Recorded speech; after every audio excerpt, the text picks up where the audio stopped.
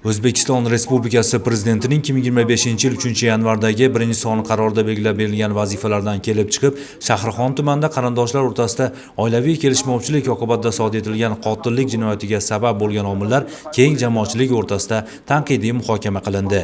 Andijon viloyati Ichki ishlar boshqarmasi boshlig'i polkovnik Sanjar Jabarov raisligida bo'lib o'tgan muhokamada tumandagi huquq-tartibot organlari rahbarlari, tashkilot muassasalari mas'ullari, mahalla yetiligi a'zolari hamda keng jamoatchilik vakillari ishtirok etdi. So'z olganlar tomonidan sodir etilgan noxush holat sabablari va uning oqibatlari jamoatchilikka atroflicha yetkazilib, ushbu jinoyatning kelib chiqishiga shart-sharoit yaratgan omillar tub ildizigacha muhokama etildi. O'z ishiga mas'uliyatsizlik bilan yondashgan mas'ul idora va tashkilotlarga belgilangan tartibda jazo choralari ko'rilishi ham ta'kidlab o'tildi. Muhokama yig'ilishida mahalla yetiligi a'zolari hamda boshqa mas'ullar tomonidan ushbu sodir etilgan ayanchli holatdan o'zlariga yetarlicha xulosa chiqargan holda kelgusida bunday jinoyatlarga yo'l qo'ymaslik bo'yicha fikr-mulohazalar bildirildi. Shuningdek, muhokamada bugungi kunda keng avj olayotgan kiber jinoyatchilik xususida ham atroflicha so'z yuritildi.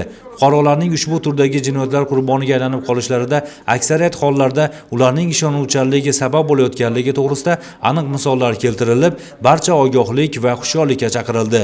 Muhokama yig'ilishi yakunida sodir etilgan jinoyatning kelib chiqish sabablari va uning salbiy oqibatlarini tadbirda ishtirok etganlarning barchasi ibrat olish maqsadida boshqalarga ham yetkazishlari kerakligi aytilib, bu borada tegishli mutasaddilarga muhim chora-tadbirlar belgilab berildi.